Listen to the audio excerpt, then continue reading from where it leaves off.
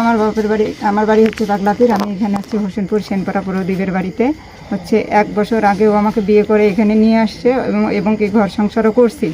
করার পর উনি আমাকে হচ্ছে বাবুরহাট ইপিজিটে রেখে আসে, এখনও বাড়িতে আলাদা করে বিয়ে করতেছে। তাই আমি শুনে এখানে আসি যে যাতে করি আমি আমার স্বামীকে চাই, সেই জন্য আমি ওইখান থেকে এখানে আসি। এখন কিছুতেই ছেলের বাবা মা কেউ দরজা খুলতেছে না, আমি বাড়ির সামনে দাঁড়িয়ে আছি। কতক্ষণ হচ্ছে আসার আপনার? আমার 1 ঘন্টা হয় আসার, 1.5 ঘন্টা 2 ঘন্টার মতো।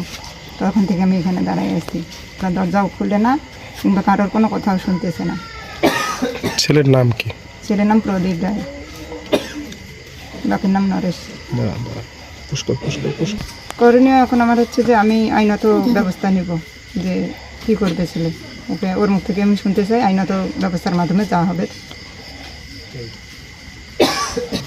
ওর ফ্যামিলির লোক, আমি এইখানে আসি সংসার করার পর ওর ফ্যামিলির লোক বলতেছে যে তোমরা বাইরে যেয়ে কিছু করে আসে, তোমাদের অনুষ্ঠান দিব, এই কথা আশ্বাস দিয়ে আমাকে এখান থেকে পাঠাই দিছে। আমি কখনোই যাইতে চাইনি যে আমি যাব না, আমি এখানেই থাকবো। তখন ছেলের মা বাবা বোঝাইয়ে আমাকে ওইখানে পাঠাই দিছে। যাওয়ার পর ওনার ছেলেকে ওনারা টান দিয়ে নিয়ে আসছে। আর তখন আমি ওখানে একাই চাকরি করে বাসা ভাড়া ওখানে নিয়ে দিছে, বাসা ভাড়াও দেয়নি, এমনকি দোকানে যে বাকি করছে সে টাকা পর্যন্ত দেয়নি, না দিয়ে ছেলে চলে আসছে। আপনার বাসা তো আবার ওর সাথে পরিচয় হচ্ছে ফেসবুকে। ফেসবুক থেকে ওর সঙ্গে আমি কথা বলছি, বলার পর তখন থেকে ওর সঙ্গে আমার সম্পর্ক প্রায় 7 বছর ধরে। আর বিয়ে হবার মাত্র 1 বছর, সম্পর্ক হচ্ছে 7 বছরের। প্রথম দেখা কোথায় হয়?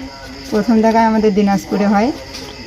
দিনাজপুর থেকেই কথাবার্তা, ফার্স্ট টাইম উনি দিনাজপুরে যাওয়ার পরে আমার সঙ্গে কথাবার্তা হয়। তার আগে আমি ছেলেকে দেখিনি। দেখা কয়েকবার হয়েছে, উনি ঢাকা পর্যন্ত গিয়েছিল, আমি ঢাকা তখন ছিলাম। উনি ঢাকা পর্যন্ত আমার সঙ্গে দেখা করতে গিয়েছিল।